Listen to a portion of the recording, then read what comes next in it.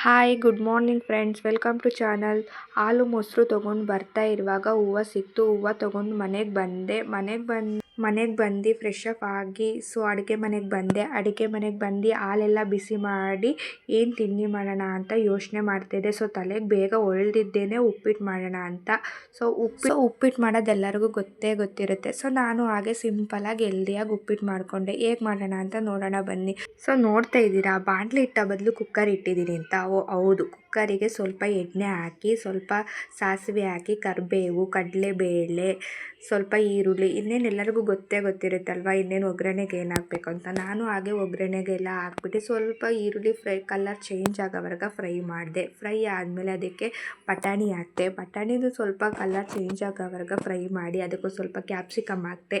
Healthy food ಮಾಡಬೇಕು ಅಲ್ವಾ, ಹಾಗಾಗಿ ಸ್ವಲ್ಪ ತರಕಾರಿ ಜಾಸ್ತಿ ಹಾಕಿದ್ದೀನಿ ಆಯಿತಾ.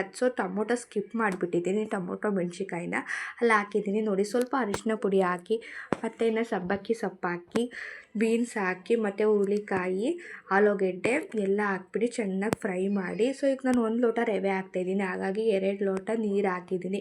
ಒಂದು ಕಡೆ ಗ್ಯಾಸ್ ಮೇಲೆ ರವೆ ಚೆನ್ನಾಗಿ ಹುರ್ಕೊಂಡೆ. ಹುರ್ಕೊಳ್ಳುವಾಗಲೇ ಸ್ವಲ್ಪ ಎಣ್ಣೆ ಹಾಕೊಳ್ಳಿ. ಅದು ಎಷ್ಟು ಕ್ರಿಸ್ಪಿಯಾಗಿ ಹೆಂಗಿರುತ್ತೆ ಅಂದರೆ ಉಪ್ಪಿಟ್ಟು ಅಷ್ಟು ಚೆನ್ನಾಗಿರುತ್ತೆ, ಸಾಫ್ಟಾಗಿರುತ್ತೆ. ನೀವು ಈಗಲ್ಲ ಮತ್ತೆ ಅದನ್ನು ಮಧ್ಯಾಹ್ನ ತಿಂದ್ರೂ ಸ್ವಲ್ಪನೂ ಗಟ್ಟಿಯಾಗಿರಲ್ಲ. ನಾವು ಈಗ ಹೇಗೆ ಉಪ್ಪಿಟ್ಟು ಮಾಡಿದ್ವೋ ಸಂಜೆವರೆಗೂ ಹಾಗೇ ಇರುತ್ತೆ. ಅದೆಲ್ಲ ತರಕಾರಿ ಎಲ್ಲ ಚೆನ್ನಾಗಿ ಬೆಂದಮೇಲೆ ರವೆ ಹಾಕ್ಬಿಟ್ಟು ಚೆನ್ನಾಗಿ ಫ್ರೈ ಮಾಡಿ, ಓಕೆನಾ. ನೋಡಿ, ಉಪ್ಪಿಟ್ಟಿಗೆ ಕಾಂಬಿನೇಷನ್ ಬಂದು ಮೊಸರು ಸೂಪರಾಗಿರುತ್ತೆ.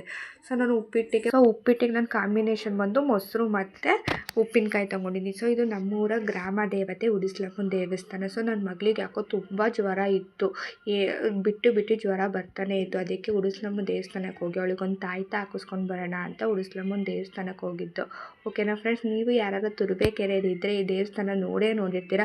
ಒಂದು ಕಮೆಂಟ್ ಮಾಡಿ ಫ್ರೆಂಡ್ಸ್, ನಾನು ತುರುವೇಕೆರೆ ಅಂತ, ನನಗೂ ಗೊತ್ತಾಗುತ್ತೆ ನಮ್ಮ ತುರುವೇಕೆರೆಯರು ಎಷ್ಟು ಜನ ನೋಡ್ತಾ ಇದ್ದಾರೆ ಅಂತ. ನನ್ನ ಮಗಳು ನೋಡಿ ಫ್ರೆಂಡ್ಸ್, ಎಷ್ಟು ಸೈಲೆಂಟಾಗಿ ಕುತ್ಕೊಂಡ್ಬಿಟ್ಟಿದ್ದಾಳೆ. ತುಂಬ ಜ್ವರ ಬರ್ತಿದೆ ಫ್ರೆಂಡ್ಸ್, ಅವಳಿಗೆ ಬಿಟ್ಟು ಜ್ವರ ಬರ್ತಿದೆ, ಯಾಕೆ ಅಂತಲೇ ಗೊತ್ತಾಗ್ತಿಲ್ಲ. ಆಮೇಲೆ ಆನ್ ದ ವೇ ಬರ್ತಾ ಕಲ್ಲಂಗಡಿ ಹಣ್ಣು ತೊಗೊಂಡು ಹಂಗೆ ಮನೆಗೆ ಬಂದು ಕಲ್ಲಂಗಡಿ ಹಣ್ಣು ಕಟ್ ಮಾಡ್ಕೊಂಡು ತಿಂದು. ಇವಾಗ ತುಂಬ ಬಿಸಿಲಿದೆ ಅಲ್ವಾ ಫ್ರೆಂಡ್ಸ್, ಆಲ್ಮೋಸ್ಟ್ ಮಕ್ಕಳಿಗೆ ಕಲ್ಲಂಗಡಿ ಹಣ್ಣು ಕೊಡೋಕ್ಕೆ ಟ್ರೈ ಮಾಡಿ.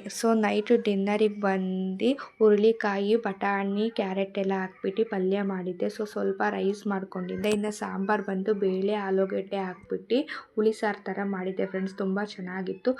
ಇಷ್ಟೇ ಫ್ರೆಂಡ್ಸ್ ಇವತ್ತಿನ ವ್ಲಾಗು. ನಾಳೆ ಸಿಗ್ತೀನಿ. Take care, bye friends.